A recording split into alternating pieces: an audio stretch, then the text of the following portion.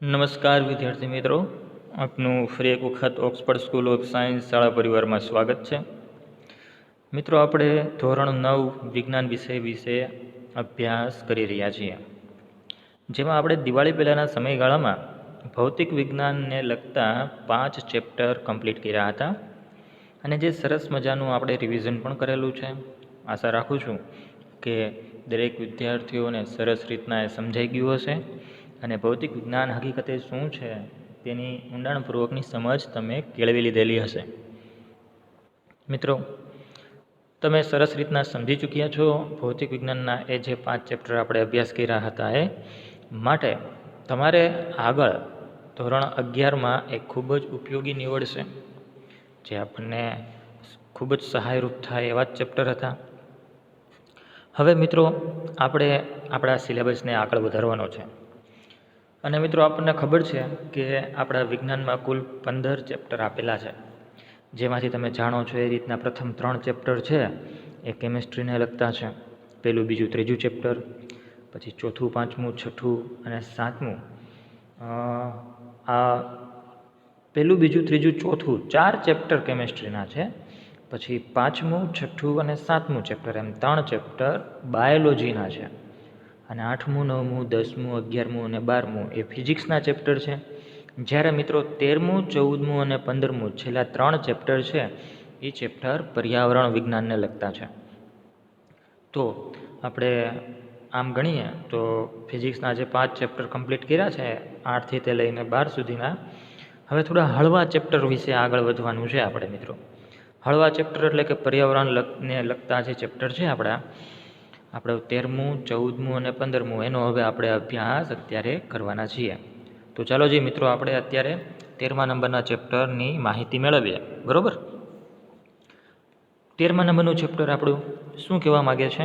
ચેપ્ટરનું નામ જ જુઓ શું છે, આપણે શા માટે માંદા પડીએ છીએ.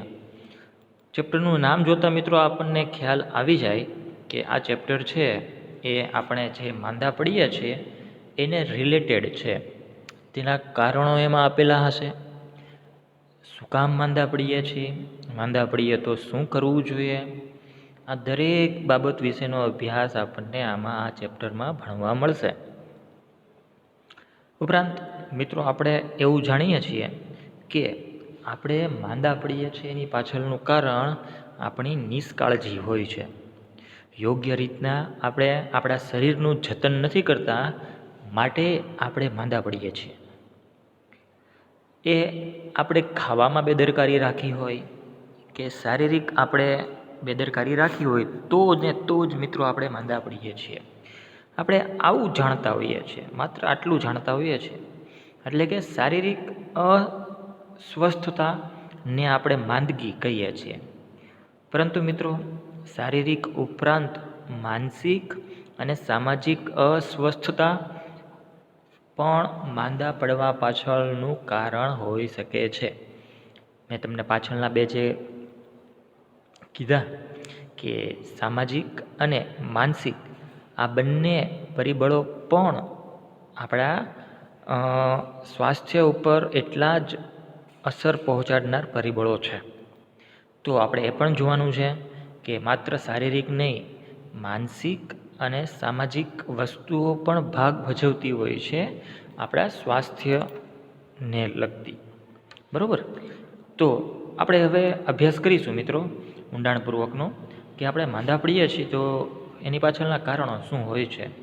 અમુક પ્રવૃત્તિઓ સાથે જોતું જવાનું છે, અમુક આપણને ઉદાહરણો પણ આપેલા છે તે સાથે પણ જોતું જવાનું છે કે આપણે જે માંદા પડીએ છીએ એ પાછળના કારણો શું હોય. તો ચાલો જે આપણને જે 13.1ની પ્રવૃત્તિ આપેલી છે એ પ્રવૃત્તિ જોઈએ. શું કહે છે કે ઘણી વખત મિત્રો આપણે કુદરતી આફતો આવતી હોય તેવું જોયેલું છે. કુદરત દ્વારા જે કુદરતી આફતો જેવી કે ધરતીકંપ છે, પૂર છે, ચક્રવાતો છે, આવી ઘણી બધી કુદરતી ઘટનાઓ બનતી હોય છે જે સામાન્ય રીતના મનુષ્યના જીવન ઉપર એક ખૂબ જ મોટી અસર પહોંચાડતી હોય છે. એ પછી આર્થિક અસર પહોંચાડે, પછી માનસિક અસર હોઈ શકે અને આપણે એમ કહીએ કે સ્વાસ્થ્યને લગતી અસર પણ હોઈ શકે. અસર એટલે કેવી અસર? તો કે ખરાબ અસર પહોંચાડી શકે છે.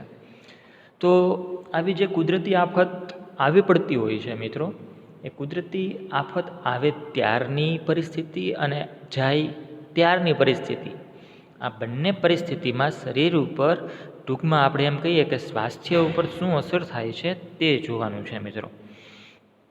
ચાલો જી, હવે પ્રવૃત્તિમાં આપણને શું કહે છે કે આપણે લાતુર, ભુજ, કાશ્મીર વગેરેમાં આવેલા ધરતીકંપ કે ભૂકંપ વિશે કે તટવર્તી પ્રદેશોને અસર પહોંચાડવાવાળા ચક્રવાત વિશે સાંભળેલું હશે. આવા અનેક જગ્યાએ આવેલા ધરતીકંપ કે આપણે એમ કહીએ કે ચક્રવાતો આવું સતત સર્જાતું હોય છે, આવું નિર્માણ સતત થતું રહેતું હોય છે. ક્યાંક ને ક્યાંક આપણે સમાચારમાં કે પછી ન્યૂઝ ચેનલમાં ક્યાંક ને ક્યાંક એના ન્યૂઝ સતત આપણે સાંભળતા હોઈએ છીએ કે અહીંયા આ જગ્યાએ આવી કુદરતી હોનારત થઈ. તો મિત્રો આવું જ્યારે થાય એટલે કે જો આવી વિપત્તિઓ આપણી આજુબાજુમાં થયેલી હોય તો કલ્પના કરો કે લોકોના સ્વાસ્થ્ય પર કેવા પ્રકારની અસર થયેલી હશે. એટલે કે જ્યારે આવી વિપત્તિઓ આવે ત્યારે સૌ પ્રથમ તો માનસિક સ્વાસ્થ્ય હણાતું હોય છે, પછી શારીરિક સ્વાસ્થ્ય હણાતું હોય છે, બરાબર. તો ચાલો જોઈએ કે આવી વિપત્તિઓ વાસ્તવમાં થવાને લીધે તે સમયે આપણા પર કઈ કઈ અસરો પહોંચતી હશે તે જોવાનું છે, બરાબર. વિપત્તિઓ આવ્યા પછી કેટલા સમય સુધી વિભિન્ન પ્રકારની સ્વાસ્થ્ય સંબંધિત સમસ્યાઓ ઉત્પન્ન થતી રહેતી હોય છે. ત્યારબાદ મિત્રો આપણે વાત કરીએ અત્યારે કે પહેલી પરિસ્થિતિ એટલે કઈ મિત્રો કે જ્યારે આ રીતના જે કુદરતી આફત આવે છે ત્યારની અવસ્થામાં સૌપ્રથમ તો માનસિક સ્વાસ્થ્ય આપણું હણાતું હોય, બરાબર. એટલે કે મગજ ઉપર અસર પહોંચતી હોય છે. સૌપ્રથમ તો મગજ છે એને શું લાગે? આઘાત લાગે છે, એટલે માનસિક સ્વાસ્થ્ય હણાતું હોય છે. એટલે કે આમાં કીધેલું છે પહેલી પરિસ્થિતિમાં વિપત્તિના સમયે સ્વાસ્થ્ય પર શું અસર પહોંચે છે? આપણને આઘાત લાગે છે, બરાબર. અને બીજી પરિસ્થિતિમાં એટલે કે વિપત્તિના સમય પછી વિપત્તિ વહી જાય ત્યાર પછી શું થાય છે? તો કે ત્યાર પછી આર્થિક પરિસ્થિતિ જોખમાય છે, લોકોની આર્થિક પરિસ્થિતિ જોખમાય છે અને શારીરિક પરિસ્થિતિ ઉપર પણ અસર પહોંચતી હોય છે. એટલે કે શરીરનું સ્વાસ્થ્ય પણ જોખમાતું હોય છે. તો આવી પ્રકારની જે સ્વાસ્થ્યને લગતી જે બાબતો છે એની ઉપર અસર સતત પહોંચતી હોય છે. મિત્રો આજે આપણે અત્યારે ઉપર પ્રવૃત્તિ સ્વરૂપે જોયું છે, બરાબર. એ પ્રવૃત્તિ દ્વારા આપણે આગળ વધીએ આ ટોપિકથી તો શું કહે છે કે આ પ્રવૃત્તિ દરમિયાન આપણને એ અનુભવ થાય છે કે માનવ સમુદાયમાં સ્વાસ્થ્ય તેમજ રોગ એક જટિલ સમસ્યા છે, બરાબર. એટલે કે સ્વાસ્થ્યનું સારું હોવું અથવા સ્વાસ્થ્યનું ખરાબ સ્વાસ્થ્ય એટલે કે માંદા પડીએ છીએ આપણે એ અને રોગ થવો એ જટિલ સમસ્યા છે, બરાબર. જેના માટે એકબીજાને સંબંધિત અનેક ઘટકો જવાબદાર હોય છે. એટલે કે સ્વાસ્થ્ય બગડી ગયેલું હોય, બરાબર, અથવા આપણને રોગ થાય છે તેના માટે ઘણા બધા ઘટકો જવાબદાર હોય છે. ઘણા બધા હોઈ શકે. આપણે એ પણ અનુભવી શકીએ છીએ કે સ્વાસ્થ્ય અને રોગનો અર્થ તે સ્વયં જ ખૂબ જટિલ છે. જ્યારે આપણે પૂછીએ છીએ કે માંદા પડવાનું કારણ શું છે અને તેને કેવી રીતના રોકી શકાય, તો આપણે તેઓની પૂર્વધારણાઓનો અર્થ સમજવો પડે. એટલે કે આપણે માંદા પડીએ છીએ અને માંદા પડવું અને રોગ થતો અટકાવવો હોય તો આ બધી જ વસ્તુઓ આપણે અટકાવવું હોય તો તેના માટે આપણે પહેલાં બેઝિકથી જોવું પડે કે આપણે શું કામ માંદા પડીએ છીએ. જો આપણને મૂળભૂત કારણ ખબર હોય માંદા પડવાનું તો આપણે એ માંદગી શરીરમાં આવતી માંદગીને અટકાવી શકાય છે. એટલે કે આપણું સ્વાસ્થ્ય જોખમમાં મુકાય એને પણ આપણે અટકાવી શકીએ છીએ અને માંદગીને પણ અટકાવી શકીએ છીએ. તો ચાલો જોઈએ આપણે કે અહીં સ્વાસ્થ્ય જોખમાવું અથવા માંદા પડવું એ કોના કારણે થતું હોય છે. બરાબર. ચાલો જી આપણે જોઈએ હવે આપણો નેક્સ્ટ ટોપિક ક્યાં છે. આપણો નેક્સ્ટ ટોપિક આવી રહ્યો આપણો નેક્સ્ટ ટોપિક. બરાબર. શું કહે છે નેક્સ્ટ ટોપિક એરો દ્વારા દર્શાવી દઈએ આપણે. તો આપણે જાણીએ છીએ કે આપણું શરીર છે મિત્રો એ કોષનું બનેલું છે. એટલે કે કોષ છે એ પાયાનો શરીર છે. આપણા શરીરમાં પાયાનો એકમ છે એમ પણ આપણે કહી શકીએ. એટલે કે શું કીધું છે આપણને કે આપણે જાણીએ છીએ કે કોષ એ સજીવોનો પાયાનો એકમ છે. દરેક સજીવોમાં કોષ મૂળભૂત ઘટક છે. કોષથી આખું શરીરની રચના થતી હોય છે.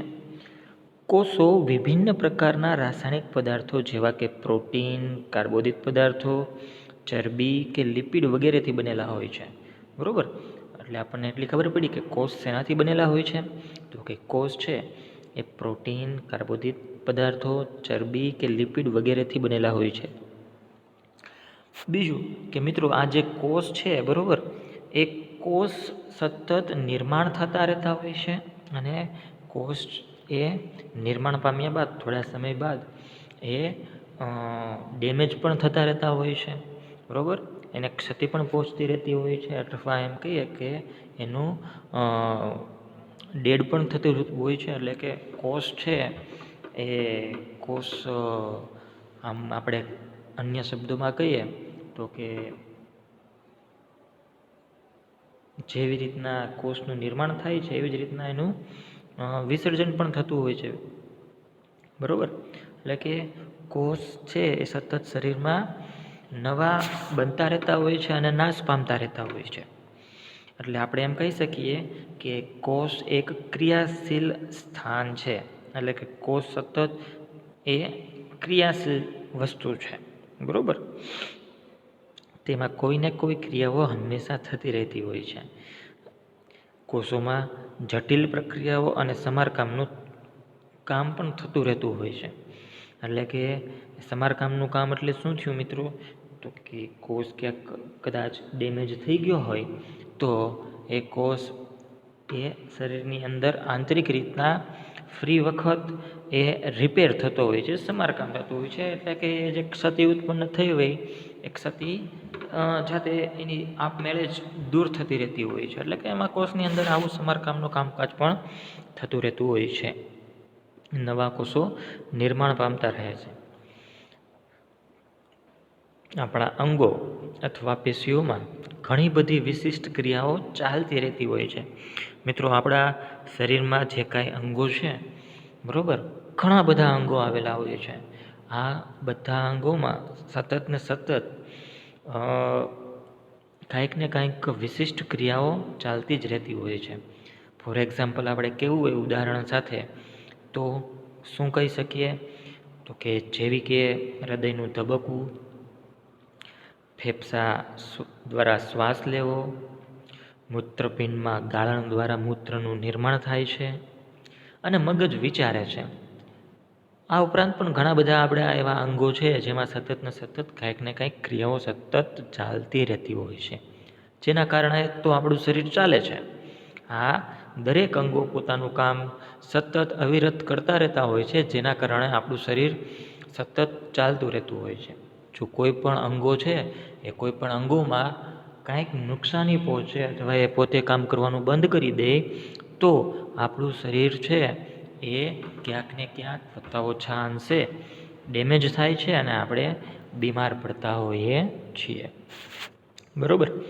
હવે આગળ વધીએ મિત્રો. આ બધી પ્રવૃત્તિઓ કે ક્રિયાઓ પરસ્પર સંબંધિત છે. એટલે કે આંતર સંબંધ ધરાવે છે. આ બધી જે ક્રિયાઓ છે કઈ ક્રિયાઓ? તો કે આપણે ઉપલા પેરેગ્રાફમાં જોઈ બધી જ ક્રિયાઓ પરસ્પર આંતર સંબંધિત છે. કેવી રીતના? તો ચાલો જી ઉદાહરણ સાથે સમજીએ. અને ઉદાહરણ તરીકે મૂત્રપિંડ હોય એ મૂત્રપિંડમાં ગાળણ ન થાય તો ઝેરી પદાર્થો આપણા શરીરમાં એકઠા થઈ જાય છે, ભેગા થઈ જાય છે. એટલે કે મૂત્રપિંડ છે એ ગાળણની પ્રક્રિયા છોડી દે તો શું થાય? તો કે શરીરમાં જે વધારાનો કચરો છે જે ઝેરી સ્વરૂપે આપણે કહીએ બરાબર એ શરીરમાં ભેગો થતો રહે. તો જો આવું થાય તો આ પરિસ્થિતિમાં મિત્રો શું થાય? તો કે આ પરિસ્થિતિમાં મગજ યોગ્ય રીતના વિચારી શકતું નથી. શરીરમાં જો એવા કચરો ભેગો થાય જે શરીરને નુકસાનકારક હોય છે તો ત્યારે મિત્રો આપણા મગજ ઉપર સીધી અસર થાય છે, બરાબર. અને મગજ યોગ્ય રીતના વિચારી શકતું નથી. આ બધી પરિસ્થિતિ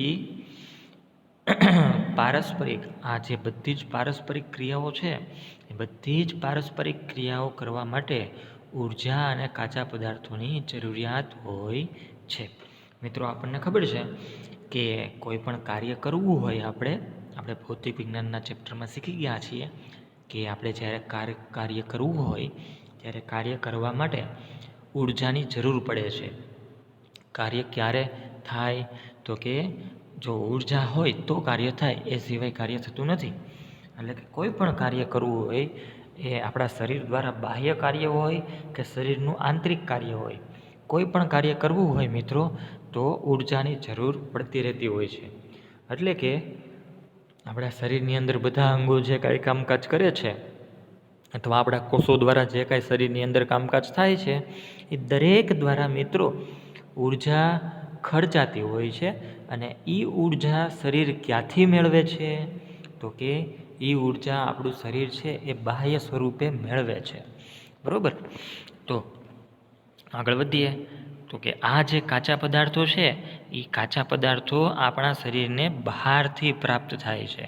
બહારથી પ્રાપ્ત થાય છે એટલે કેવી રીતના મિત્રો કે આપણા મોઢા દ્વારા આપણે ખોરાક લઈએ છીએ અને એના દ્વારા જે કંઈ ખોરાક છે એ ખોરાકનું પાચન થઈ અને એના દ્વારા આપણા શરીરને જોઈતી ઉર્જાઓ સતત મળતી રહે છે, જેના કારણે આપણા અંગો છે એ સતત કાર્યશીલ રહે છે, તેમજ કોષો છે એ પણ સતત કાર્યશીલ રહે છે મિત્રો, બરાબર.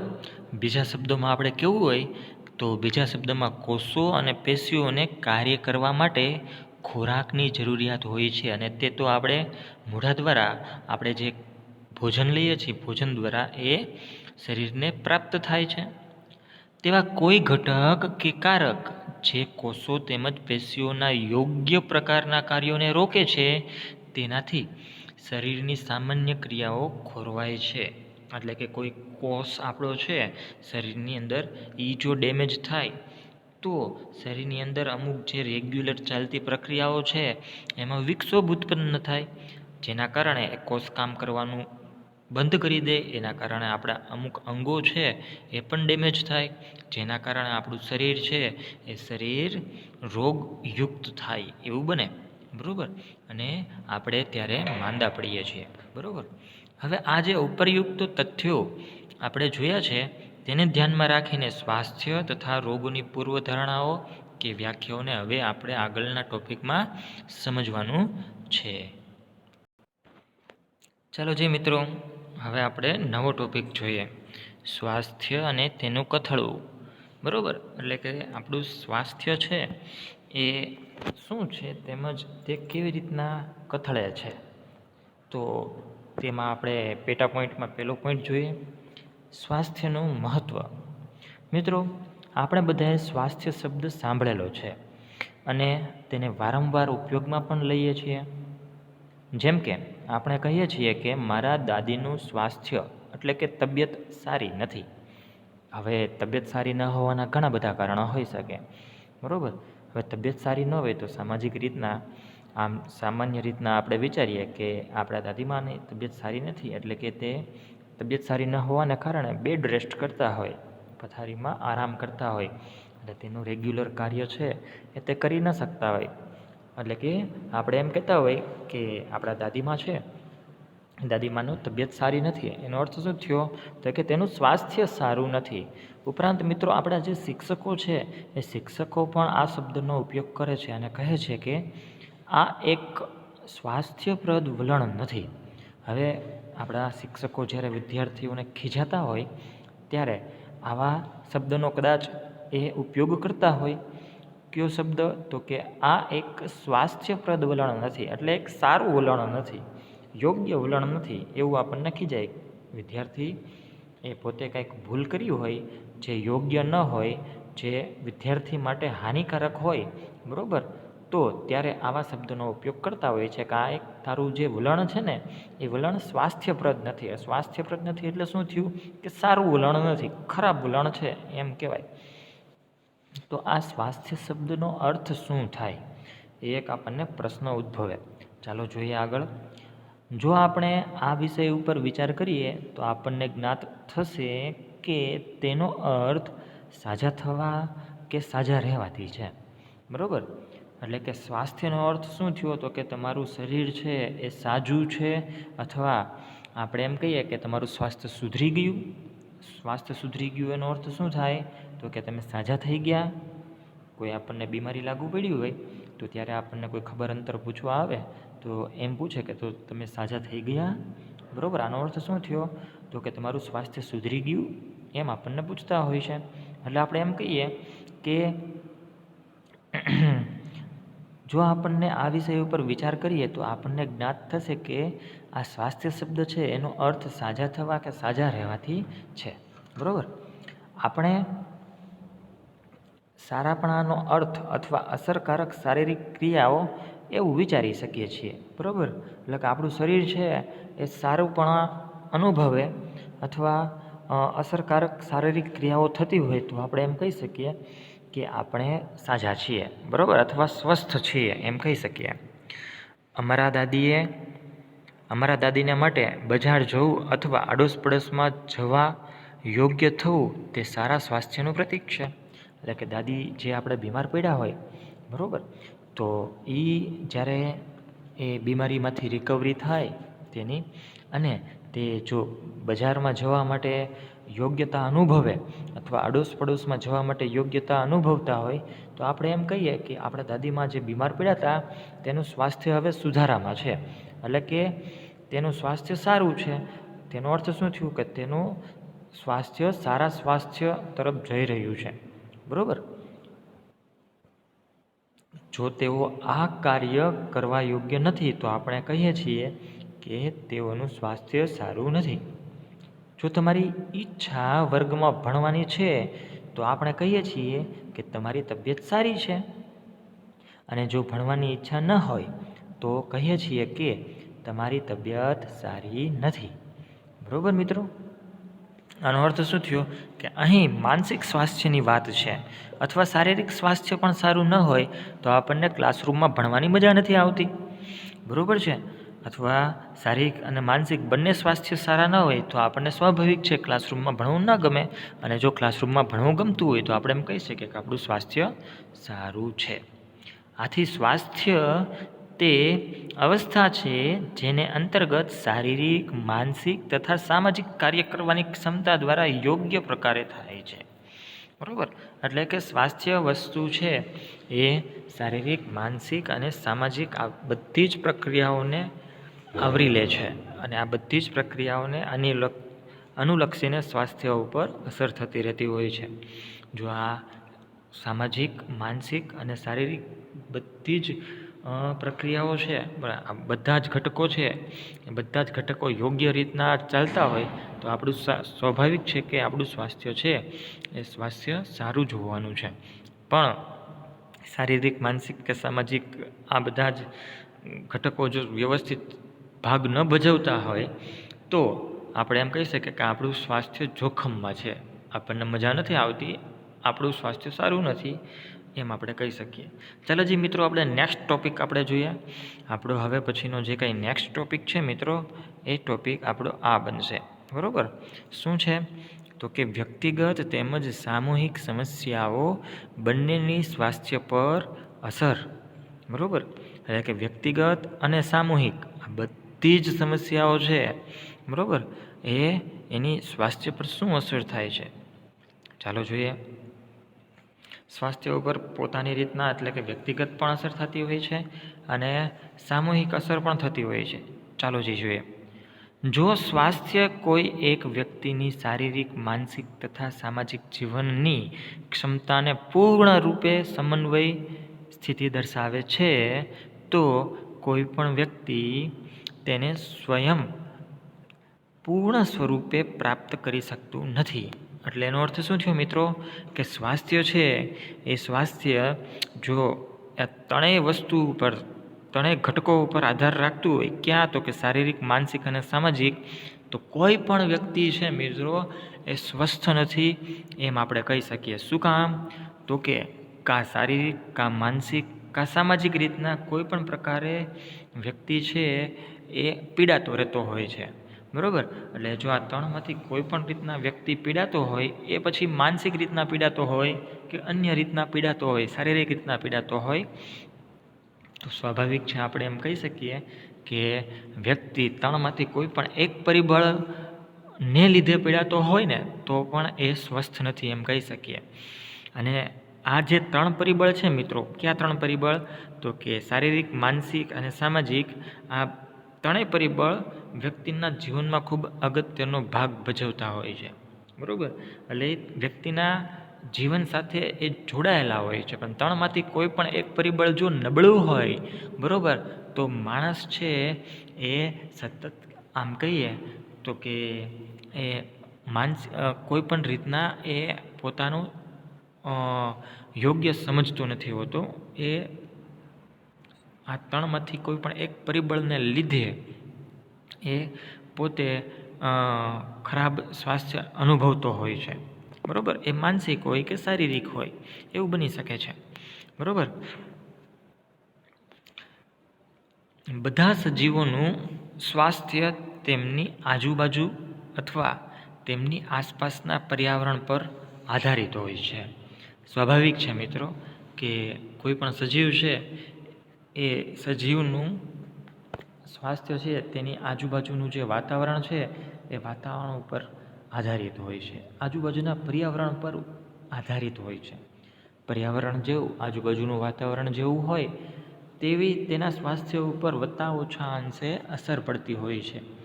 સારું વાતાવરણ તો સારું સ્વાસ્થ્ય, ખરાબ વાતાવરણ તો ખરાબ અસર. બરાબર? એટલે કે પર્યાવરણમાં ભૌતિક ઘટકનો સમાવેશ થાય છે. ભૌતિક ઘટકો પર્યાવરણમાં એટલે કે આજુબાજુ આપણને જે દેખાય છે એ દરેક ઘટકો ભૌતિક ઘટકો હોય છે. બરાબર? એટલે પર્યાવરણમાં ભૌતિક ઘટકોનો સમાવેશ થાય છે.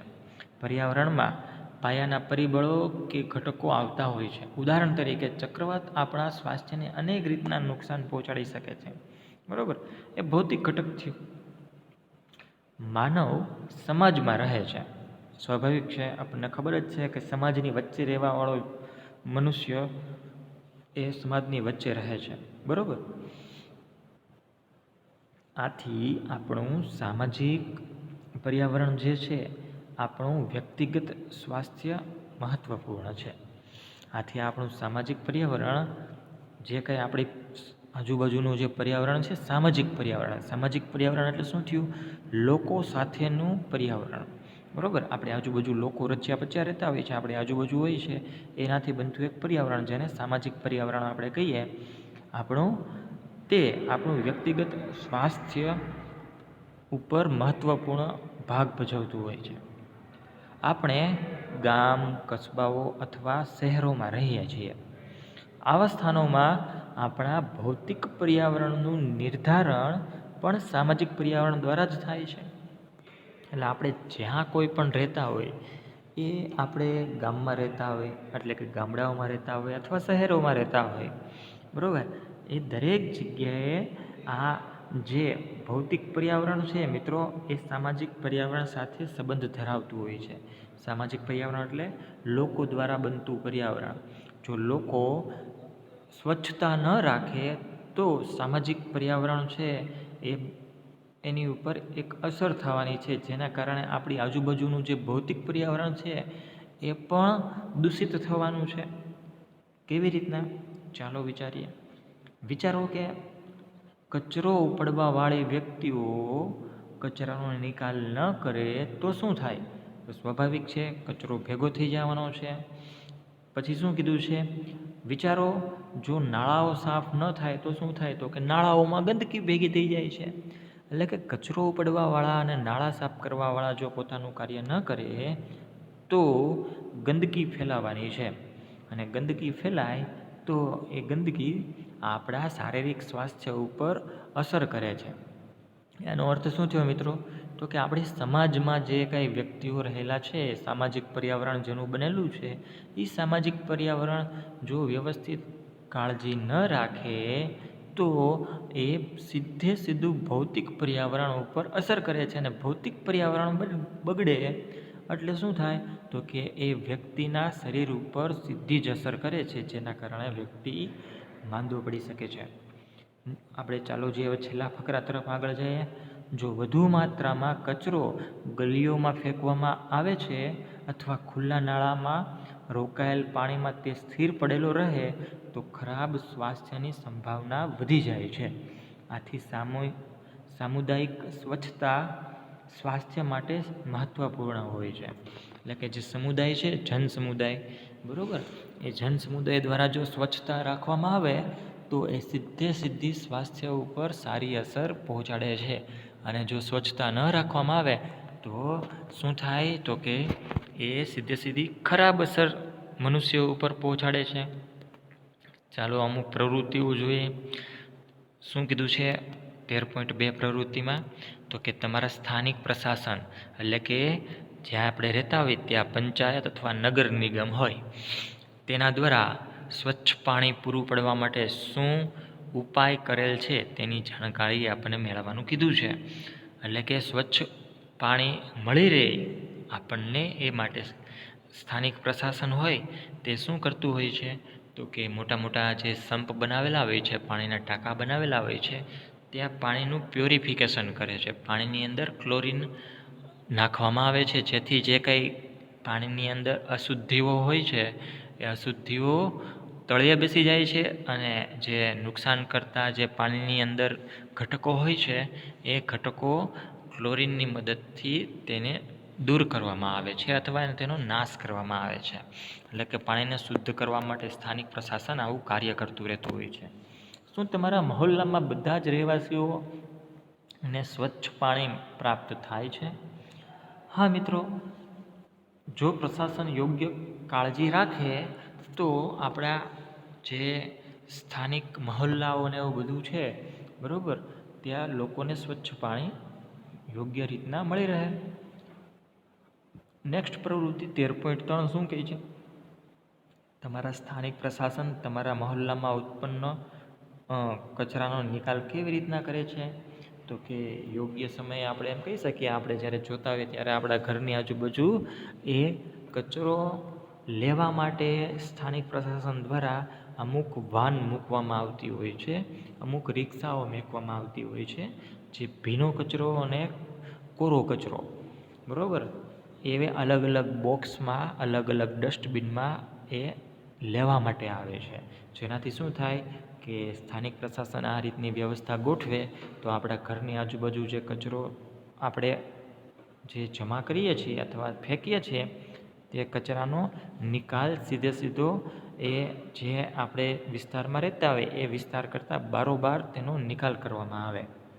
બરાબર મિત્રો, શું કીધું છે? શું સ્થાનિક અધિકારી દ્વારા કરેલા ઉપાયો પર્યાપ્ત છે?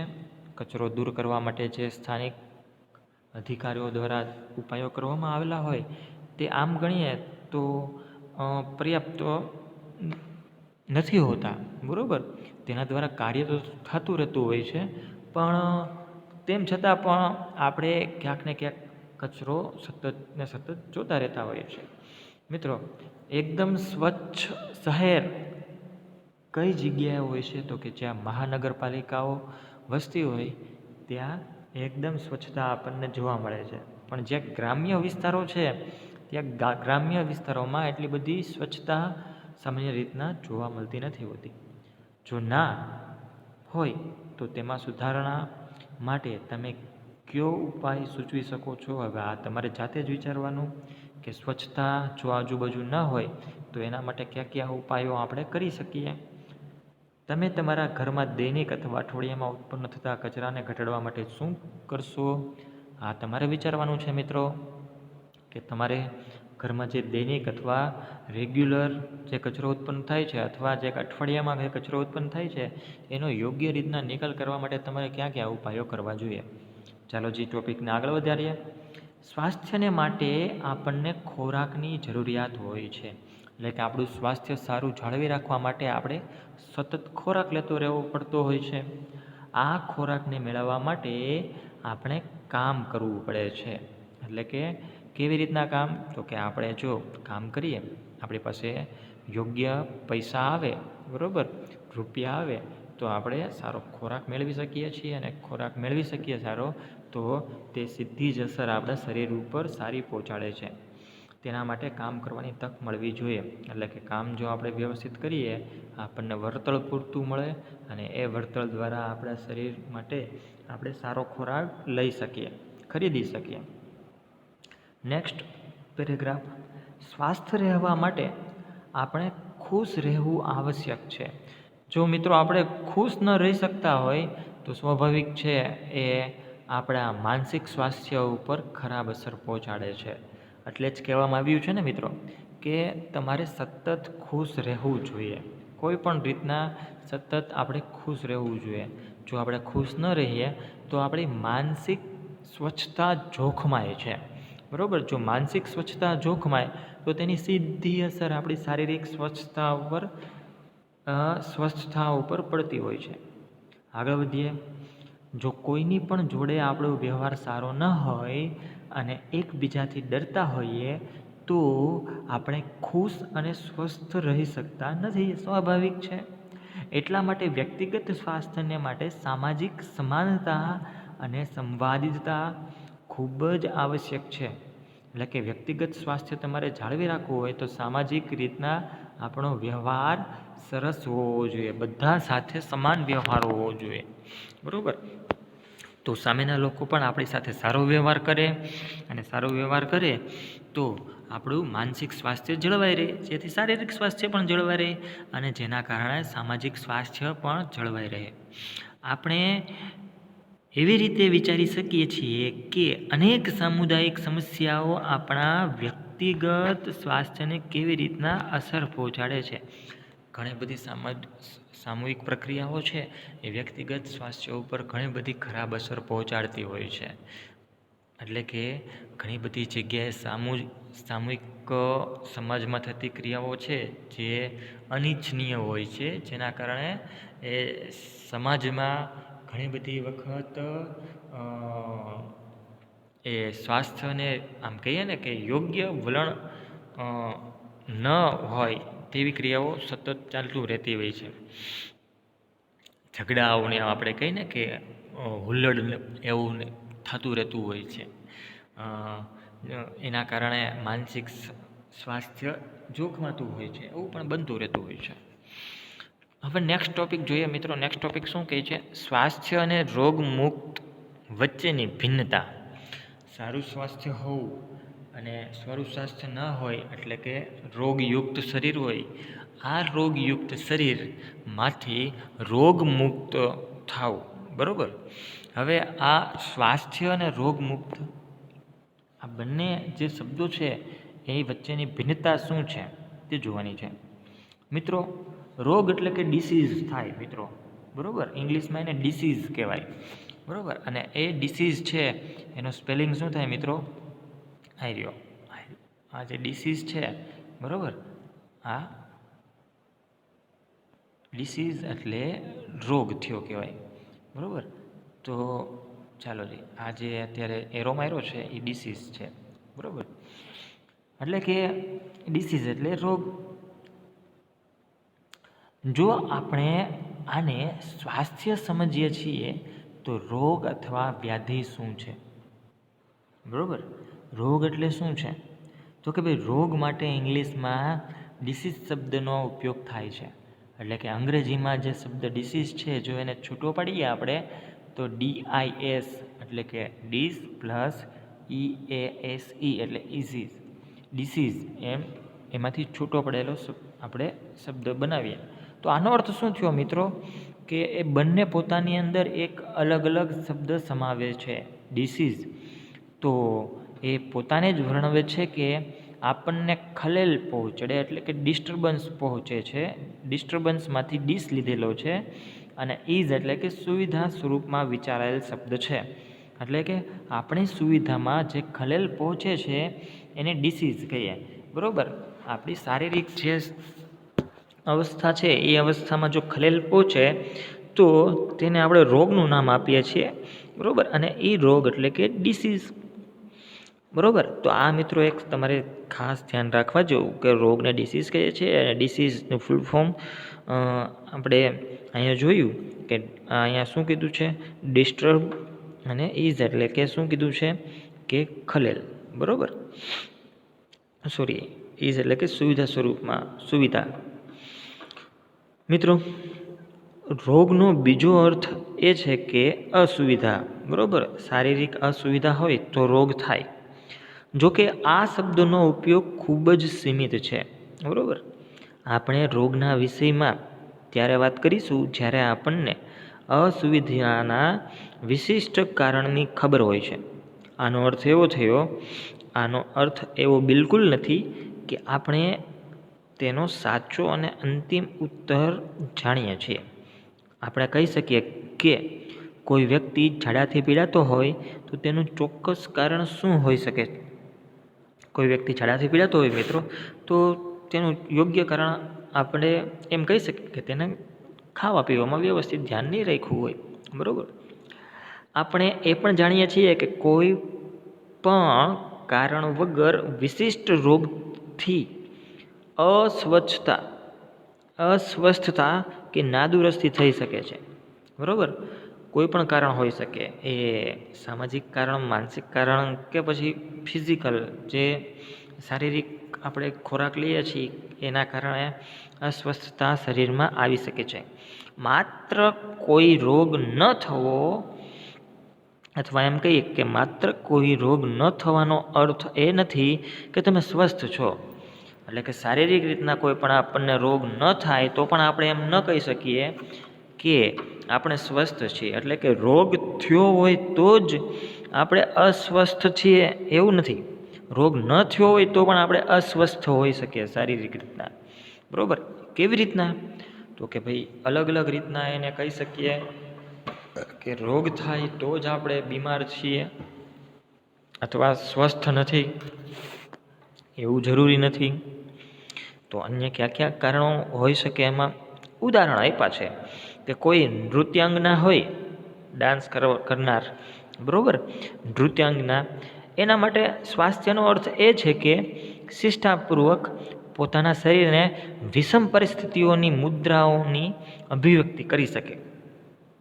એટલે કે પોતે સ્વસ્થ છે કે નહીં એને એ શેની ઉપર ડિપેન્ડ રાખે છે, તો કે પોતાનું શરીર યોગ્ય રીતના એ વાળી શકે. જો યોગ્ય રીતના તે પોતાના શરીરને વાળી ન શકતા હોય, જે નૃત્યાંગ ના હોય છે તો એ એમ સમજે કે મારું શરીર સ્વસ્થ નથી, તો ત્યારે એ સ્વસ્થતાનો અર્થ એ રીતના લેતા હોય છે કે પોતાનું શરીર વ્યવસ્થિત એ વાળી શકતા નથી એટલે એ અસ્વસ્થ છે, બરાબર. તો એ રીતના પણ ઉપયોગમાં લઈ શકે છે.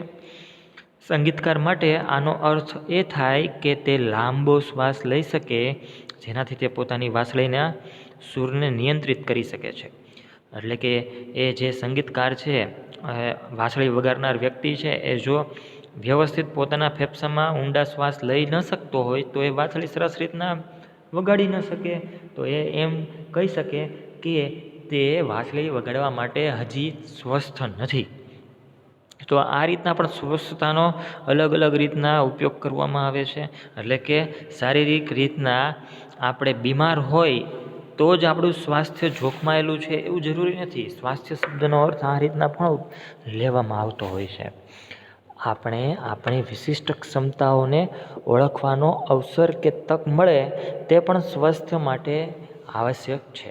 આગળ નેક્સ્ટ પેરેગ્રાફમાં જોઈએ. આમ આપણે કોઈ પણ રોગના લક્ષણો કે ચિહ્નોનો ફેલાવો થયા વગર પણ અસ્વસ્થ બની શકીએ છીએ. જેમ ઉદાહરણો આપણે આગળ જોયા એમાં આ જ કારણ છે કે જ્યારે આપણે સ્વાસ્થ્ય માટે વિચારીએ છીએ ત્યારે આપણે સમાજ અને સમુદાય માટે વિચારીએ છીએ, બરાબર. બીજી તરફ જ્યારે આપણે રોગ વિશે વિચારીએ છીએ ત્યારે આપણે વ્યક્તિગત પીડા માટે વિચારીએ છીએ. એટલે કે સારું સ્વાસ્થ્ય એ આપણા માટે તેમજ આપણે એમ કહીએ કે સમાજ માટે, સમુદાય માટે વિચારીએ છીએ, સમુદાય માટે. અને બીજું શું કીધું છે કે બીજી તરફ જ્યારે આપણે રોગ વિશે વિચારીએ છીએ ત્યારે એ વ્યક્તિગત વિચારીએ છીએ, એ આપણી પીડા વિશે વિચારીએ છીએ. બરાબર. ચાલો જી મિત્રો, અહીં આપણો આ જે ટૉપિક હતો એ ટૉપિક કમ્પ્લીટ થાય છે. હવે પછીના જે પ્રશ્નો છે આને રિલેટેડ પ્રશ્ન આપણે નેક્સ્ટ લેક્ચરમાં લેશું, અને 13.2 ટૉપિક છે એ પણ નેક્સ્ટ લેક્ચરમાં જોશું. તો આજે જે આપણે ચલાવેલું છે મિત્રો એ વ્યવસ્થિત રીતના સમજી લેજો, વાંચી લેજો. બરાબર. ઓકે, ચાલો જે હવે મિત્રો મળીએ નેક્સ્ટ લેક્ચરમાં. ત્યાં સુધી આભાર. જય હિન્દ, જય ભારત.